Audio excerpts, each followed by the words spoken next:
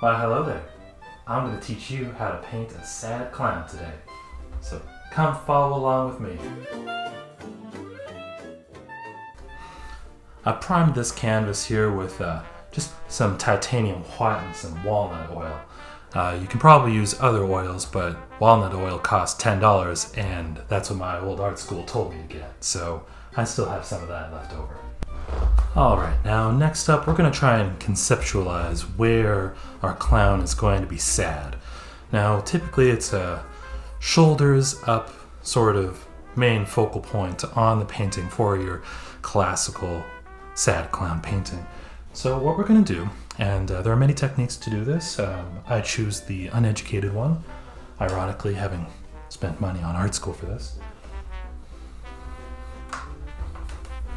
And you just take a little bit of the same expensive walnut oil that you were forced to buy, a little bit of burnt umber, and you're just going to kind of trace out where you want your main subject to be.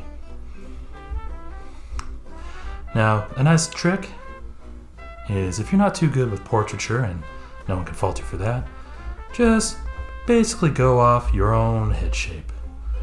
So mine is a little bit more oval, but remember that this is a clown, so you can get a little bit more creative with some of the features. I'm going to have him probably ears, maybe put the eyes here. He's going to be looking somewhat down, as most sad people do. That's just so I know the direction. It's called a 3/4, I think. I wouldn't know. They don't actually teach anything in art school. But I'm going to give him just, that would be where his jawline went. Round that off a little bit. Can't have him too gaunty. Then just have the neck here, into shoulders, and the rest of the body. Alright, so this isn't exactly what it's going to look like. Maybe he'll be going a little bit further down, maybe a little bit more crooked, but this gives us a good idea as to where we should start putting our background. Now, for the background colors, you don't need to know color theory, but any color that gives you a little sense of ennui or anxiety, that's a good one for the background. It's also worth noting that we don't have to have any real attention to detail. We want it a little bit blurry, and because of that, we can start getting a little bit more artistic and expressive. So I'm going to use some alizarin crimson. Sure, I feel like those words are made up, but so be it. I actually have to use needle nose pliers to open the phthalo blue because it has been 8 years since I last painted because of how deflating and merciless art school truly was for me. Now, I'm using a palette knife. These were fairly cheap, but if you can't afford a palette knife, then there's a lot of other options too. Anything with a hard, stiff edge on the sides there works real nice. I've used a maxed out credit card when things got a little bit bad for me. That worked really nicely as well, and it has a little bit of a story, some character that you can add to your painting. So I'm going to start with a nice cheery blue on this side. And I'm going to get started on some of the red over on this side here. Ooh, got a little bit of that blue, but that's okay. That's going to just mix real nicely into this kind of mauve, maroon. The more you add, the less white will still be there, but we kind of want the white. We want our foreground to really pop. This, you can use a brush for this as well. I'm mostly doing this for the texture. Now, notice that I'm going up to down. That's another choice of mine. You don't have to follow along with that either. You see you can move one to the side here, and well, now something might be going on in the background. You don't know the setting, and it's purposefully vague. Not unlike a sad clown's life. Yeah, just get it all nice and blended in. You can go over the outline a little bit that you set, but there's no wrong answers here. This is the best part of oil painting, is covering up your mistakes. No one will ever know unless you film it. But that's kind of the point, isn't it? A nice, relaxing time just watching these oil paints just cover up your past. Maybe it'll cover up something I'm proud of, but at this rate, it's pretty unlikely. Now, I don't want it to be quite such a duality here. We want this to be a little bit more of an even blend, a transition of the same scene. But you find that blue kind of takes over when it goes onto the red side. So what I'm going to do is really focus on where I think the light is coming in from the scene, and I believe that the light should be coming from this area. But with all this blue, it's almost taking the place of what could be darkness, but the only darkness that I truly want is going to be on the sad cloud itself. So I'm just going to start working in a little bit of yellow. Like I said, one of the nicer things about having oil paints is you just get to keep on adding, keep on going. Getting a little bit more wet up here, and that means I'm going to go from down to up. Down to up. Eliminate that white starting position. You see that's that mauve, that deep maroon that I was really hoping for. I think it's going to be emanating from his shoulders a little bit. Yeah, that's what I want. I want that deep despair, the color of despair. If you can afford some paper towel, this adds, again, for the texture. It's supposed to be a little bit chaotic in this clown's life.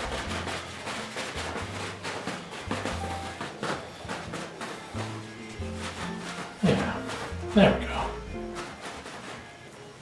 And if there's any part of that you just don't much care for, well, what do I keep saying about oil paints? Love the things you get to just cover up your mistakes. So I don't particularly like what it looks like over here, so I just get to go over that. And maybe these solid lines are representative of something. Maybe I just made a mistake. Who knows? Maybe I'll do one horizontal and then just cover it up with a few more vertical. Yeah, one horizontal, cover. This is really just an exercise in your own freedom and getting a little bit more familiar with the paints themselves before you start the difficult process of portraiture. So I think this is a nice enough background for us to start off with. It's very chaotic. Maybe this is more symbolic of the clown's anxieties.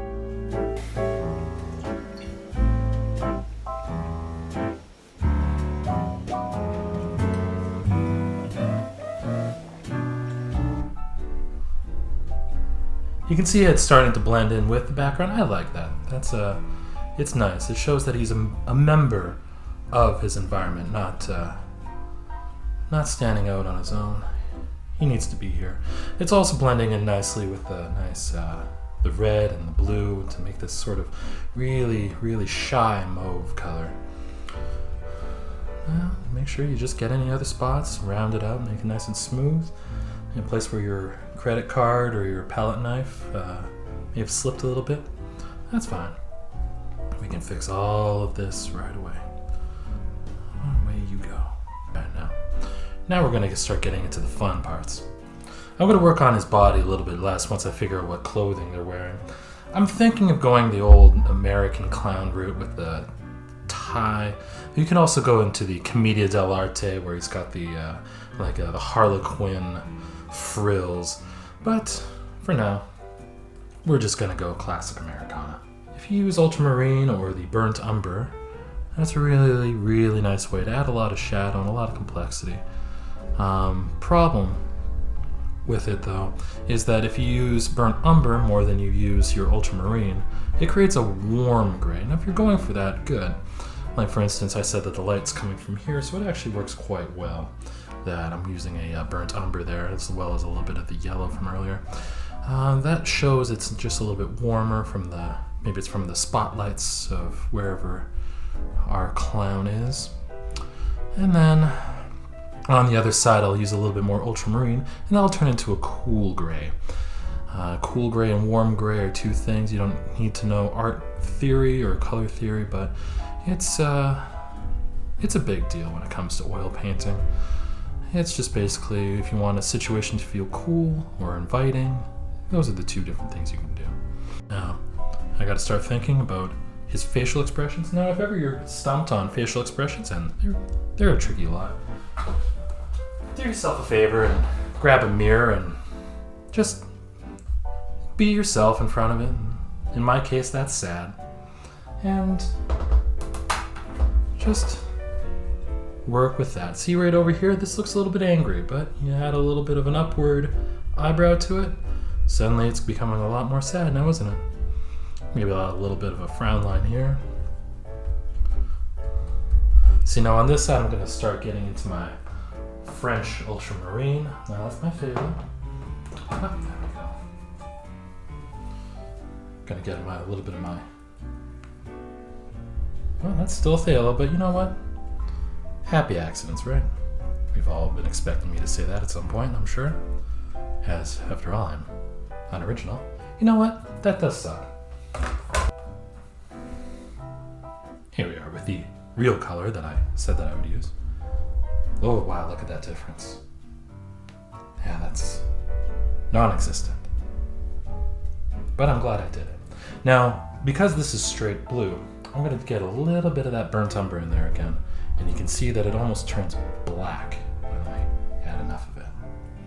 I added too much of the other blue, so I may make an ass of myself, but that's fine. That's what all the titanium white is for.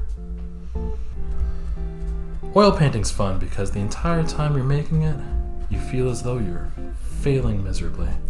And then when you're done it, maybe you didn't. It's a hard maybe, but it's a maybe. I'm gonna wash it off with what little paint thinner I have left. This is odorless paint thinner. I paid $7 for that in art school for a very small amount. They said it was on discount. Experience would tell me that that is a lie.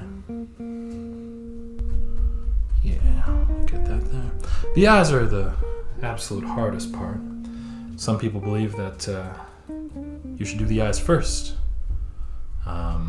It's because they're so hard. Me, well, I like to be let down. So I'm gonna let myself get let down by myself when I start doing the eyes later on. We're just gonna bridge that gap real nicely here. In fact, I'm gonna take this chin down a little bit. I don't want him to have a defined chin.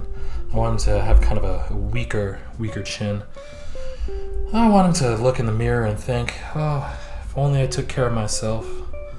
And I still could, but, you know, he's got work to do, being a clown.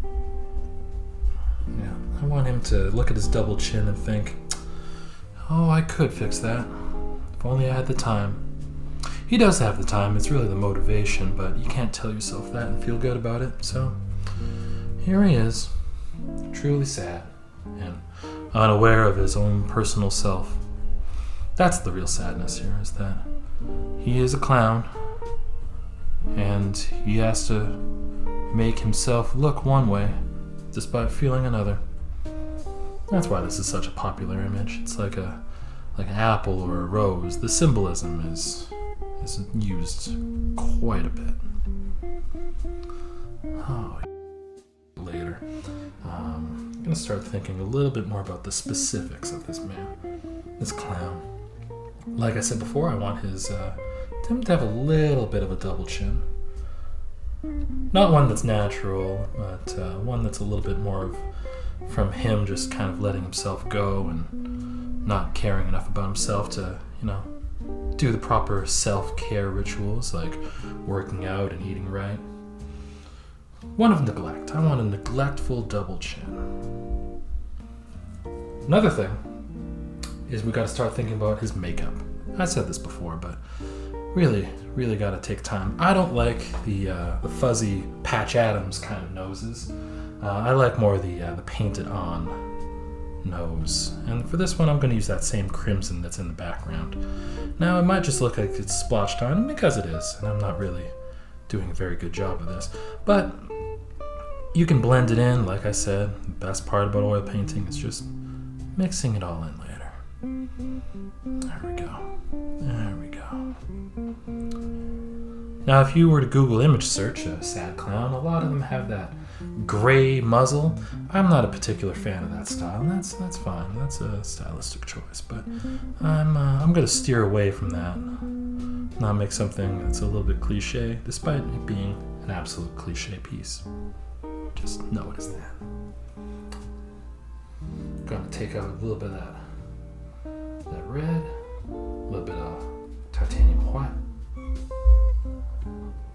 and we're gonna make it this nice little pink for the lips. Again, look in a mirror if you forget what lips look like. Maybe I should have done that. Just gonna make him a thick-lipped man. Because, well, he's got more to sob with. And that's just a sad look for a clown. Now, see over here, I absolutely butchered what lips look like.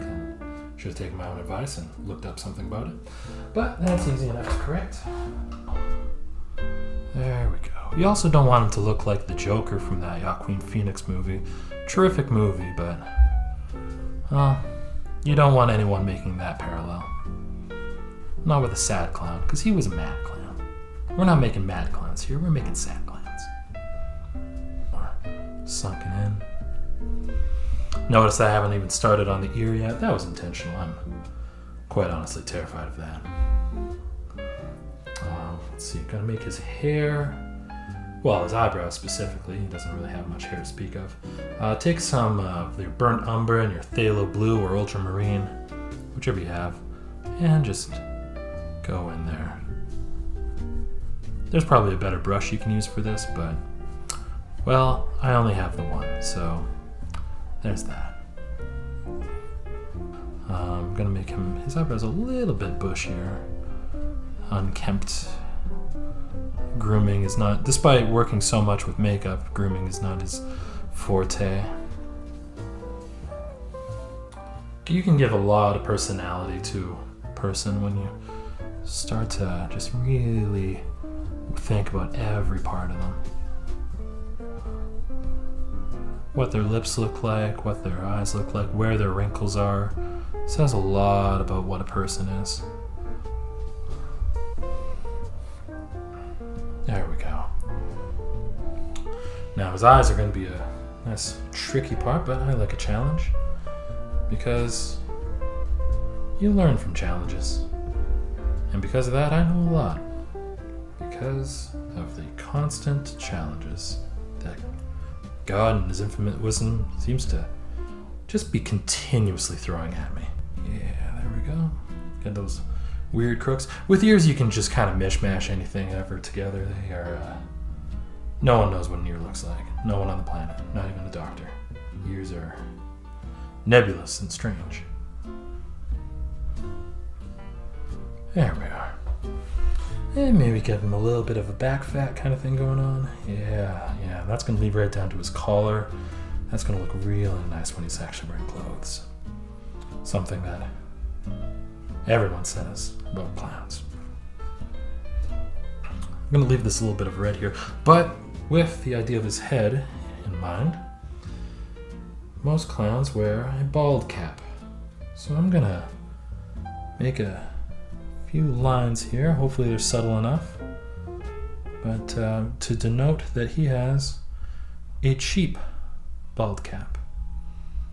There we go. That's mostly subtle enough. I'm still going to blend it in quite a bit. Here we go. So long as it looks like it's the absence of professional. Quality should never come into mind when looking at this clown's bald cap. Remember that despite being sad, he is still a clown, and the show must go on. One of the reasons that he's no doubt so sad. Now, I've drawn many eyes through illustration, so I typically start with an outline and then work from there. However you see fit. It's a practice makes perfect sort of deal. And I expect no one to get it the first try through, and if you do, then well, you're better than me and I'm the one making the videos. Now, remember that the eye, especially when it comes to art, it's like a window into the soul. So try your best to make it as expressive as possible. There's a few things you can do to denote a little bit of a story here. You can either have him looking directly at the lights, as in his source of his sadness is the performance. You can have it looking behind him as if it's his own personal strife, or you can have it looking directly at you, the audience, as if you are the source of all of his problems. I'm gonna do that one because I feel like that's the most dramatic, and when I hang this up in my house, I want people to walk by and feel just a bit uncomfortable, and that's a really good way of doing it. Now, another thing that I find really important with the idea of a sad clown is adding just a few wrinkles. These ones are the obvious I'm tired wrinkles, but you want to put some crow's feet in there too. We'll blend these all in later. You want some crow's feet in there, and you want some of these, one of those. Because you don't want a young sad clown because he has potential to get out of why he's sad. You want and you don't want an old clown because, well, he's set in his ways. The saddest thing about a sad clown is if he's, 30, 40, and he still has plenty of time to fix his life. But the real tragedy is that he believes that he doesn't. That's the sad part of this sad clown. It's not the actual clown himself, but what we've expected of him. There we are. Oh yeah. Truly a remarkably pathetic individual. And that's what we're looking for. Now what color should I use for the eyes? A lot of people associate a lot of different things with different eye colors. So, I'm gonna get some fresh titanium. No, I'm not. Alright. I'm thinking green eyes. Brown eyes are very common, and I want this man to stand out as he had potential. Green eyes are quite uncommon, no matter where you go. So, if you add that little bit of an individualistic trait to your clown, people will automatically, without even knowing it, assume that there is a waste of potential. Now, you gotta think, where is he looking? This one is gonna look directly at you, as you would imagine. Now, you'd think that being the watcher, or the consumer of this art, that both eyes would be looking forward, but that's actually quite not true. One eye, the main eye, is going to be looking directly at you. The other eye is going to be looking slightly left of where that eye's looking. And that will create the illusion of him looking directly at the viewer. Now, obviously that doesn't work just yet, but give it a little bit of time once I get my burnt umber and my phthalo blue. That'll be the black of the iris. Well, of course, there's going to be other lights bouncing off of other things, so you get to, it's going to be like a base light here. Let's see, another light to the lower side of that. That mixed with some of the other paint. Another light down here, and let's just make one up here. You can even play around with it. It doesn't have to be pure white. It can be, you got some pink, maybe like a stage light. He also, he's starting to look like he's crying, and I like that. But make sure that he's not actively crying. picture that it's just the implication that his eyes are watering up. Once you have a crying clown, that takes away a lot of the symbolism that's there. Crying clown means that he's not doing his job. One of the reasons that he's so sad is that he's not allowed to express himself fully as he might want. I keep saying phthalo blue, but I mean ultramarine. Honestly, does it make a difference? Yep. Do I know it? Nope. But that's fine. There we are. Maybe a little bit more darkness under this lip. Just there. Yep. That's perfect. Not another. Maybe one more. There. That's perfect. Alright. Just a little bit more of a sadness. That beautiful sadness that we're talking about. Oh, nothing more sad than just lost potential. Which this man has in spades. Let's get a little bit more shadow here. Yeah, there's a lot of points where you're going to be working on something like this and think, I shouldn't have done that. But you can just keep going back in. Manipulate it however you see fit. Much like how I'm sure the sad clown was at one point manipulated in his life, perhaps by a loved one. Alright. I think we can walk away from the face just for a little bit. Sometimes it helps to walk away from something and just come back to it a little bit later with a semi-fresh eye.